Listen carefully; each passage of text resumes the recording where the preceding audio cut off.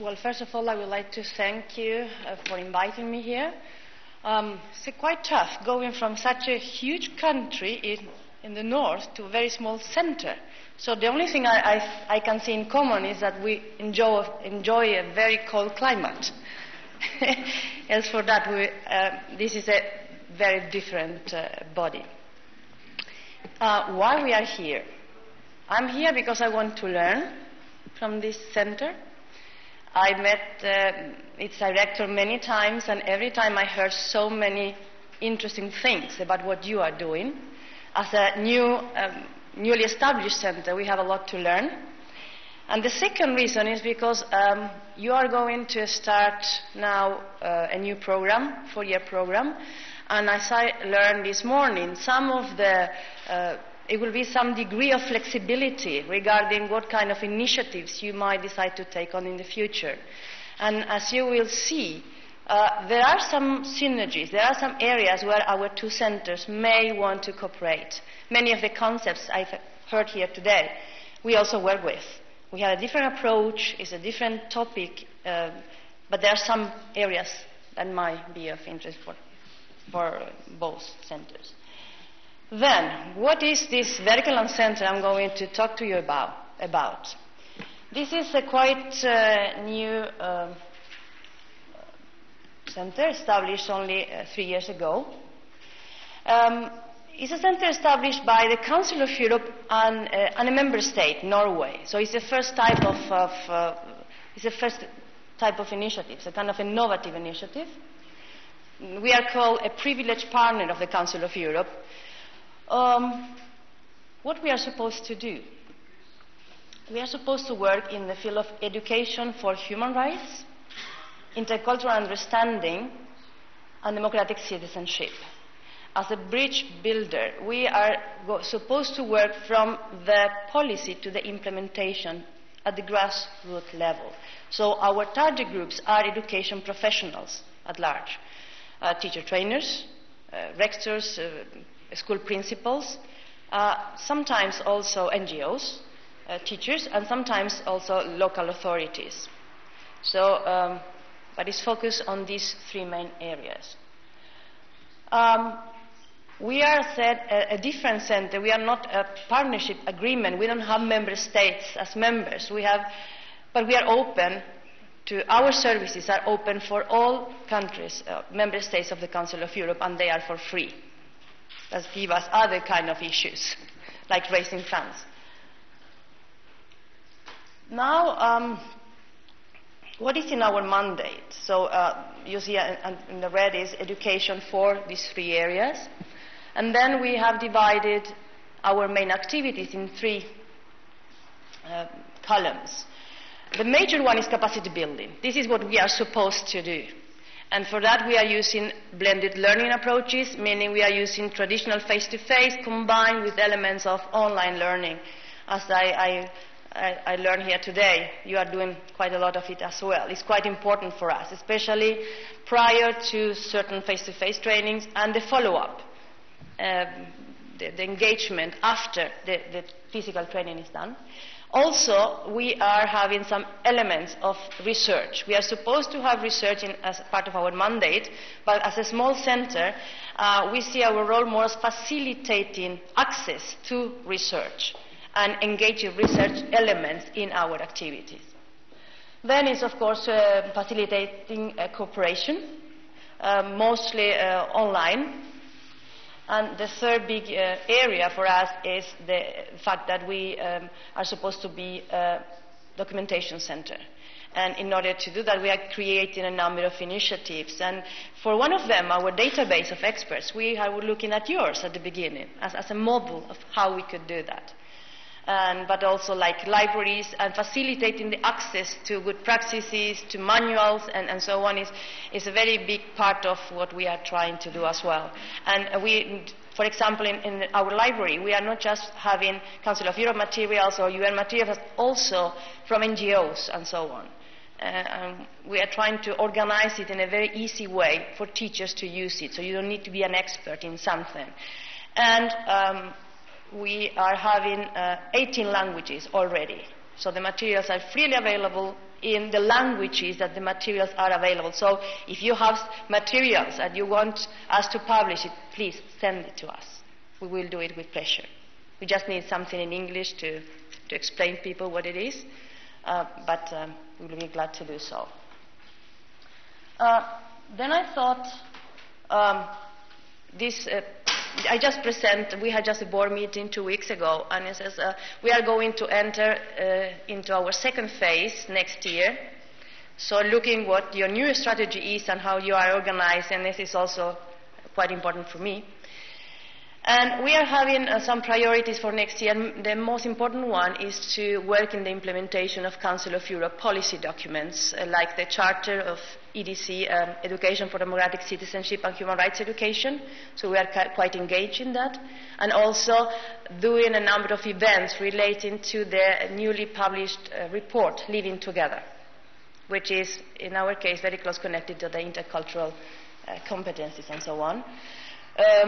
As a center, we worked very closely with the Pestalozzi program of the Council of Europe, which is, as you know, maybe the Council of Europe teacher training program. And we are working at a theoretical level, but also in seminars. And we are producing tools together as well. Then we have a model of something called the Summer Academy, and I would like to tell you something about it, because this is kind of one of the initiatives that has created more positive results, and it has been kind of our flagship project, and has created a lot of interest in other countries as well. So this is something that we do in Poland in cooperation with Council of Europe. We have done it 2 years, now it's coming in the 3rd year. We are doing using Council of Europe materials in the Eastern Partnership countries, Russia and the Nordic countries. The aim here is the education of professionals and local community representatives that need to be trained in democratic principles and human rights values. So the topic is democracy at school, and we address different levels. We do the training in teams, and this is kind of what we are doing at the center in different settings. We don't train just a teacher trainer or just one teacher. We just bring for example, in this case from a school, the headmaster, one teacher, and an NGO from the region or a parent representative, because we want this to be implemented. We want them to develop an action plan to implement it, and if possible, they need to work with the community. So this is the multiplying factor. In other cases, we are working with higher education institutions, schools, and students. So it's always this team approach in order to make sure that it's easier to go to the implementation part. We do it in Russian and English, which is quite challenging because most of participants have neither Russian nor English as first language. Still, it's quite interesting. This is very short, just to tell you, I got this. This is the report from last week about how the participants, and you see we got quite good marks. So they are satisfied with the approach, and mostly because they say it's quite practical. But the whole process, it's about 9 months. We ask people from 13 countries to prepare statements to apply. They need to tell us what their challenges are, what their suggestions for improvements are, and we need to understand that. Then we prepare the training based on some of these challenges. They come to Warsaw for 10 days. We work on a number of issues like intercultural competencies, democratic leadership, classroom climate, methods for the classroom, human rights, and so on. Then they will work for 7 months at home in the implementation, followed online by a trainer. This year we are going to collect the good practices in a publication that will be presented at the Council of Europe conference in November. So again, quite interesting ideas, because they don't do the big things, but they are these small ideas put in practice that make the difference. And I'm not going to read this, but 2 things, and you see in red. This is also from the feedback from last week. What is that they see as valuable? and how are they going to use it? And then in both parts, they highlighted the idea of working with the community beyond the school. This is what is the most valuable lesson is that ideas about my school and my community and how I might cooperate outside the school walls. So the cooperation between schools and communities is one of the, and this is one of our center's also principles, the partnership and the reaching out to the local communities. And in some countries we are looking at this model to work also with local authorities instead of NGOs, because it might work better in accordance with the regions. We have a number of challenges, of course, as everyone has, funds for once. Also some language issues. As said, we are using 2 all the time, but creates also some other. And we are bringing together countries which sometimes it's not that easy. We are putting together Georgians with Russians, and we are putting together Azerbaijanis with Armenians, and so on. It's quite interesting to see what happens after 10 days together. So very interesting intercultural experiences there. Something else I also wanted to talk about is what do we try to do regarding research and practice? And again, I'm referring to the Council of Europe Charter. It says we need to incorporate research findings and principles to improve, to enhance practice. So what we are trying to do here, we have an activity called education consultations. And this might be something we would like to work with you. Because what we take is we take one subject for a whole year and we organize a number of seminars in different places where we bring the findings of this research to practitioners, to local authorities, and we discuss it. How these findings might affect your practice. What is your reaction to that? Quite interesting, we did the religious dimension of intercultural education last year. We are doing we are working on the International Civic and Citizenship Education Study, ICCS, next year as well, this year, next year. But maybe later on we might want to work on intercultural education and languages and maybe work with you. This might be quite interesting. So the idea is, again, practitioners and researchers together. And it's not just researchers teaching, but it's listening as well, too. So that's the main. And last, there's another example of center activities is we have a group with the Council of Europe that is working in the implementation of Council of Europe recommendation on religions and non-religious convictions in the classroom. So this is, again, is a different initiative. It's more from policy to praxis, and this group will be working with us for about 2 years. And let's see if they can come with a roadmap to see how this recommendation might be implemented in the classroom. It's a quite difficult topic. Very short, and I'm not going to keep you away from the break, but this is something happening in Oslo next week, and it's part of our cooperation with Pestalozzi. And this is, again, another area where we might like to see if in the future there is something we want to do together.